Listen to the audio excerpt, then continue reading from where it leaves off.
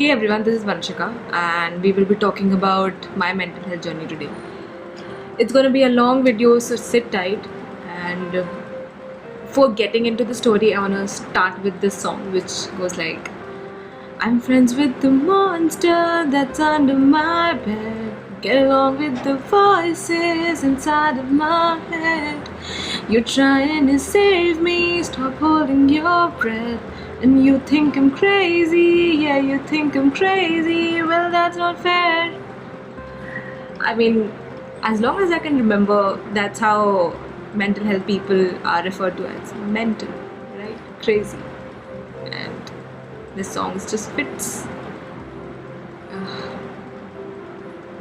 God, it's so overwhelming to talk about what happened, how it happened, and if it would have been any other video, I would have not been this jittery. I would have not been this conscious about what I'm speaking and how I'm speaking. I feel responsible for what I'm about to say and how it's going to impact. And but anyway, it's not about that. It's about how it has been so far for me, and let's get into it. So I think my journey began very early on. I felt out of place all the time during my early years of life. I was 4 or 5 when basically whenever a child gets to know that get aware about his or her existence. So when I was conscious about me being alive, me being living, I also understood this fact that something is different about me, something is off with me, and that was the reason that I wasn't able to mingle with people. I wasn't able to make friends. I wasn't able to being just how usually kids were around me of my age. But I somehow filled the void with extracurricular activities, being good at studies, and just doing doing what every other school going child was doing. But it didn't suffice. It wasn't enough. In my 10th exams, UT, yeah. So it was a concept back then that I think UTs are still a thing. So it was our batch was introduced with the UT for the first time, and I sat for my maths exam and it went horrible. I failed, and my teachers knew, my parents knew that how much I loved maths, and still I failed. I flunked, and they had no idea why that happened. But I knew. I blacked out in that examination, and that was the time I was completely sure that something is awfully wrong here. And even then, back then, when I was in 10th, there wasn't much awareness around mental health for that fact. Although my sister was doing her bachelor's in psychology. She was into TIS back then, and she was going for counseling as a major. Even then, the conversation around mental health was very hush hush. It was still a taboo, so I never spoke about it. It went on for years until in my second year of college, I had a very terrible episode of sleep paralysis, and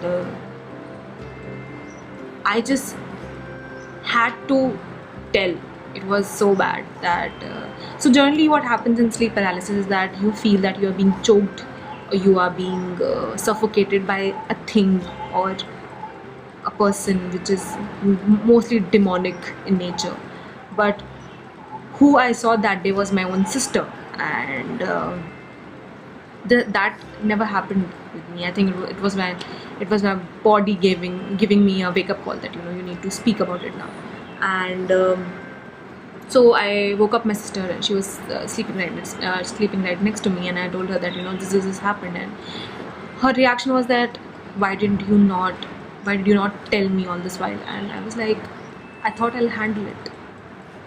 And that was the stupidest thing I could ever say, but I told her that I thought I could handle it. And she's like, that's not how you handle it. You speak about it, you go to a doctor. I'm like, you think mom, dad would be fine with that?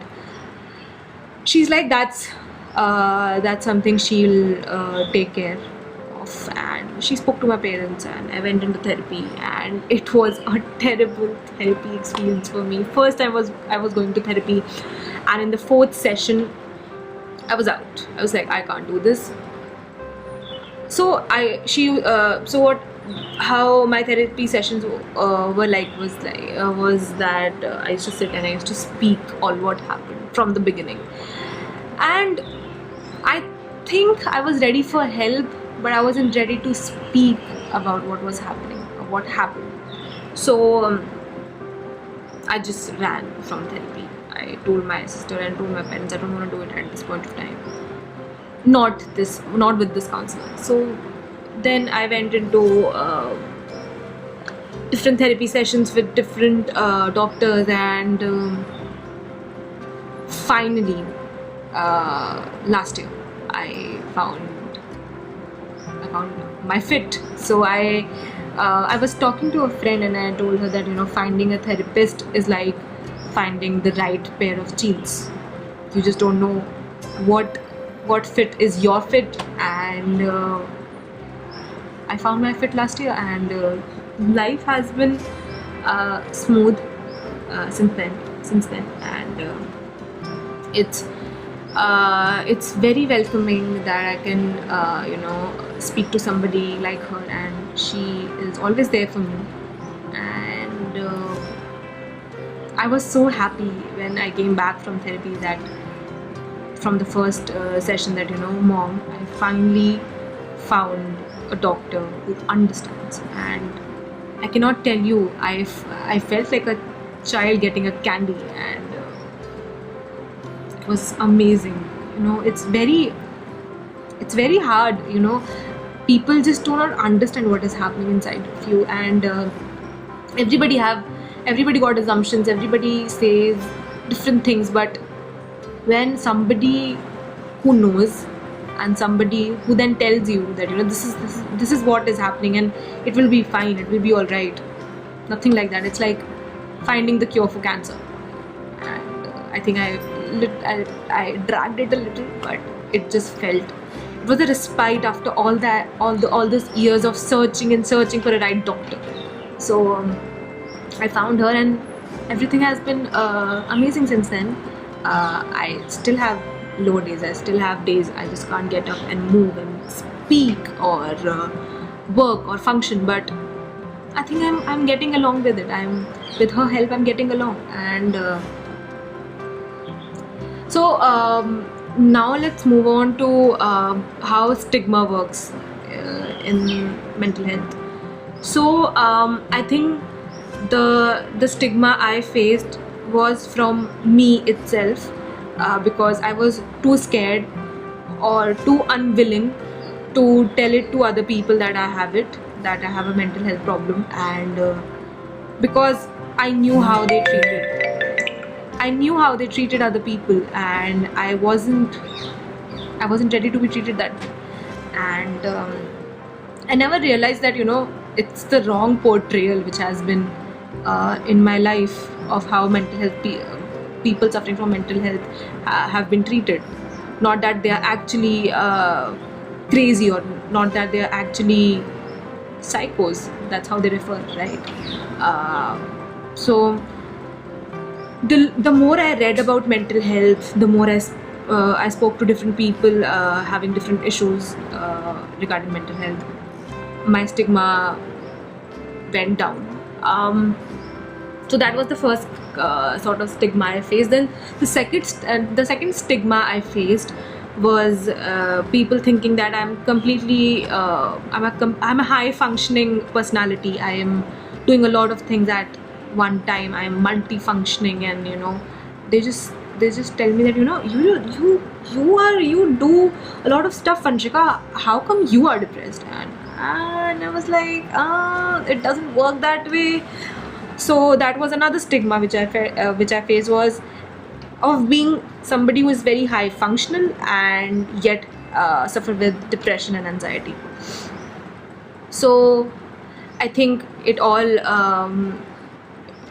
neutralized slowly and steadily of how mental health is now in the public eye. People are talking about it, even if the conversation is not that strong, even if the conversation is not that thorough, but people are speaking about it. I have personally written poems about it and recited them as well. So I think everybody, people with mental health are given platform to talk about it, especially through social media. Well, there are people who are very responsible in how they speak about it also, but it's a start. People are talking about it, and there will always be a good side and a bad side. So I think I take that. I take the bad part in that sense. Um, if I want to sum up my journey in one sentence, it would be: it was hell of a war inside here, and I it wasn't about the days I was winning or about the days I was losing. It was about every day me showing up to that fight and fighting. So my journey has been me showing up every day and telling mental health that, you can't take me down this day.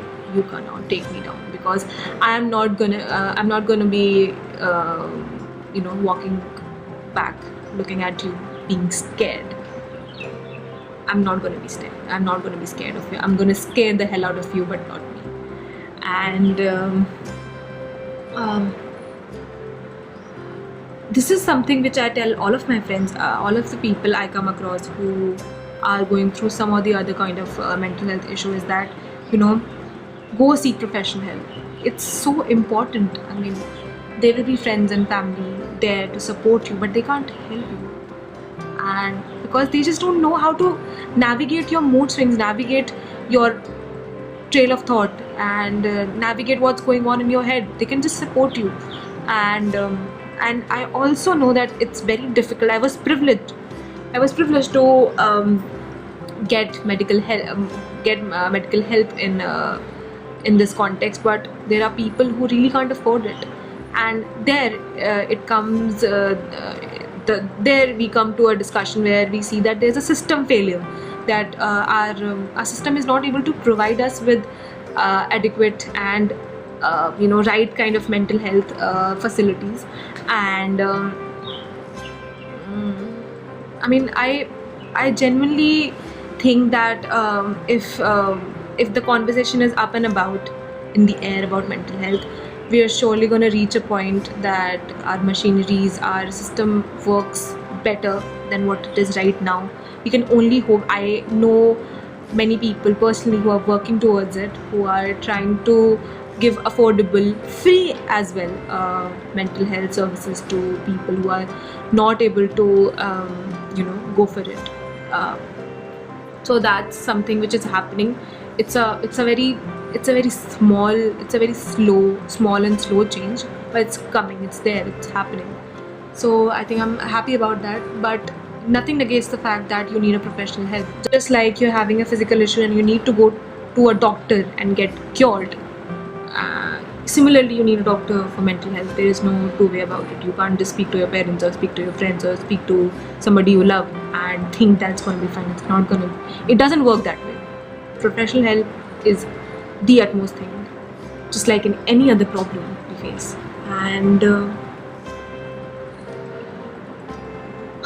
so I think I want to end the video with telling what has been the most what has been the motivating factor of me throughout this journey, and it has been the future, because there were days I got up and I just did not understand where this day is going, and Sometimes I was just sitting thinking about the previous day, and I don't understand what happened the last day. So what kept me going was future, that if if today is not the day I feel okay, there will be tomorrow, and I will be okay. And I know tomorrow never comes with the promise of being the better day, but future gave me hope. And it's the will of being going on with it that helped me and that motivated me. I knew that I have potential to achieve great things. And it could only be possible if I be at it, if I be in my fort, hold the fort, and fight. So it has been an amazing journey. It has been a difficult one, it has been a challenging one, but it has been eye-opening, enlightening. I have come across people, I've come across realizations, I've come across things which I think I would have not been otherwise. And I'm just so happy that I I I'm happy about life. I'm happy that I got the chance. I was lucky that things somehow just worked out for me. And I'm not saying that I don't have bad days. Come on, guys. We all know that there is nothing called a perfect life. There is nothing called a perfectly mental health day. So this minute I'm happy, the other I will be immensely sad. And that's the thing. That's the thing I have to fight through, and that's what I do. So it was it was amazing talking about all of this. It was overwhelming, but it was overwhelming in a nice way. I hope you guys could relate. I hope you guys find that you're not alone in this fight. And I hope you get the best therapist in the world, and you get your right fit. And I pray that God gives you strength and God gives you the energy to fight it every day, just the way He gives me every day to fight it. And I will like to thank Smooth Space to give me this opportunity to talk about my journey with mental health. And thank you so much, everyone. Thank you.